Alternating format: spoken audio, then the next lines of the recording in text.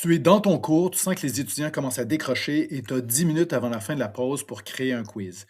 C'est possible, tu vas pouvoir importer un fichier qui va avoir été en partie généré par ChatGPT et qui va t'aider à rendre ton cours interactif. Dans Kahoot, une fois connecté, tu peux créer un Kahoot sur une toile blanche. Lorsque la toile blanche est lancée, ta première question ici, elle est vide et tu peux ajouter des questions. On va essayer d'importer, laisse-moi cacher ça ici. On va importer et regarder ici dans le bas, importer une feuille de calcul. Les autres sont payants. Peut-être que vous n'avez pas la possibilité de payer pour acheter Kahoot. On va importer une feuille de calcul et tout ça se passe à l'intérieur d'Excel. Donc, on va télécharger le modèle.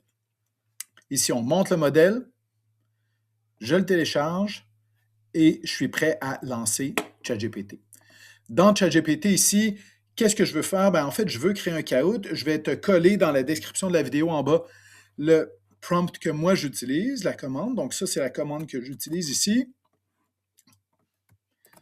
Je la colle à l'intérieur de ChatGPT et aujourd'hui, j'ai un cours sur l'État, les externalités, les taxes, les prix planchers et prix plafonds dans mon cours de microéconomie. Mon fichier est bien chargé, je peux lancer Kahoot.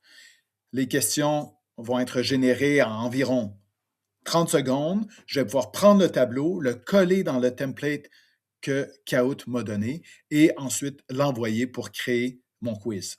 Ça devrait prendre au total, là, la création d'un quiz Kahoot, moins de 5 minutes. Donc ici, mes 15 questions sont terminées. Je les copie. Je vais dans Excel. J'ouvre le template Kahoot que j'ai téléchargé.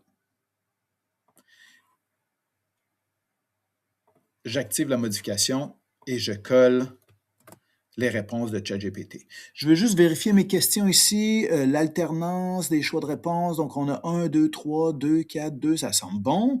20 secondes, c'est le temps optimal pour moi. Les questions ont l'air bonnes. Bon, pour l'exemple, ici, je vais le charger tout de suite. Si vous étiez dans votre cours, prenez 1 ou 2 minutes pour réviser les questions, vous assurer que les choix de réponse sont corrects. Je retourne dans Kahoot. Une fois que mon fichier a été sauvegardé, je peux sélectionner mon fichier. Je me rends ici, c'est celui-ci que j'ai modifié. Je le charge. Et puis mes 15 questions ont été importées.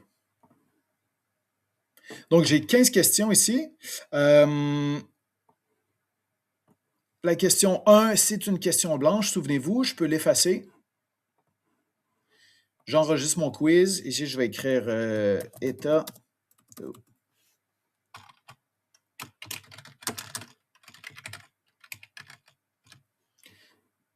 Et je suis prêt à présenter mon quiz. Tout ça, ça l'a pris au total moins de 5 minutes. C'est donc possible, là, lorsque vous avez déjà du contenu de cours, de le transformer en quiz Kahoot. C'est très rapide, là, si les étudiants revenaient de la pause. Moi, au total, ça m'a pris environ 5 minutes de créer un quiz. Je peux leur proposer un petit jeu questionnaire à 15 questions, faire un peu de compétition à l'intérieur de la classe et mettre du jus. Il y a 2 ou 3 moments où ça peut tourner mal, cette expérience-là, où ça fonctionne moins bien. Parfois, ici, ce n'est pas sous la forme d'un tableau. Donc, à ce moment-là, on peut écrire, là, créer un tableau.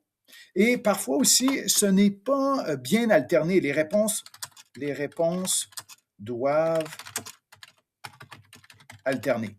Ça marche. Donc, c'est possible de demander une commande supplémentaire à ChatGPT pour qu'il ajuste ce qu'il nous offre comme réponse. Je colle dans la description de la vidéo la commande, le prompt que moi j'utilise. Bonne chance, bonne création de quiz. Donc, la vidéo se termine maintenant. On est de retour au début. Je fais toute d'une séquence la création de quiz. Vous allez pouvoir voir comment ça fonctionne une dernière fois et la vidéo se termine. Je suis sur Kahoot. Je viens d'en créer. Je crée un Kahoot régulier sur une toile blanche. Lorsque je crée ma toile blanche, je veux ajouter ici des questions à travers l'importation et je viens en bas importer une feuille de calcul. Lorsque je clique télécharger notre modèle. Le modèle apparaît. Parfois, vous allez le voir directement dans Office et vous pouvez télécharger le fichier modèle. Vous téléchargez le fichier modèle ici. Une fois que ça c'est fait, rendez-vous sur ChatGPT, commencez un nouveau chat, copiez le prompt, on va le coller ici. On ajoute le contenu, donc c'est possible à la fin du prompt de coller le contenu directement dans le prompt ou c'est possible de charger un fichier, ce qui est souvent ce que je choisis comme option. Vous chargez le fichier et vous envoyez votre commande. ChatGPT va générer les questions. Ici, j'en demande 15. C'est possible de changer la commande pour en avoir un peu plus ou un peu moins. Une fois que les questions sont toutes affichées, on va pouvoir copier le tableau. Donc là, j'ai une dizaine de questions. On va pouvoir copier le tableau, le mettre dans Excel. Tiens, pour ça, je vais y aller tout de suite. Je vais ouvrir le fichier que j'ai téléchargé à l'intérieur d'Excel. Bingo. Je vais activer la modification. Je retourne dans ChatGPT. Est-ce que ici... Parfait, mes questions sont créées. Je les copie. Je les amène dans Excel. Je colle. Souvenez-vous que Kahoot doit avoir les mêmes titres de colonnes pour que ça fonctionne. Donc, c'est pour ça que mes titres de colonnes sont en anglais, même si mes questions sont en français. Une bonne pratique, ce serait de réviser les questions. Regardez, est-ce que les choix de questions alternent 2, 3, 2, 2, 4, 1, 3, ça me semble bon. J'enregistre. Je ferme mon fichier. Je retourne en Kahoot. Donc, si je n'étais plus ici, là, je pourrais revenir à ajouter une question, importer une feuille de calcul, celui-ci en bas qui n'est pas payant, puis ensuite sélectionner le fichier. Je choisis le plus récent ou celui que vous avez modifié. Donc, moi, mon plus récent, c'est celui-ci. Je l'importe. Mes 15 questions sont ajoutées. N'oubliez pas, si vous essayez de sauvegarder tout de suite, on va dire, hey, la question 1 ne fonctionne pas. Pourquoi? Parce que la question 1, c'est une question vide. Si je la supprime, super. Là, je peux enregistrer mon quiz.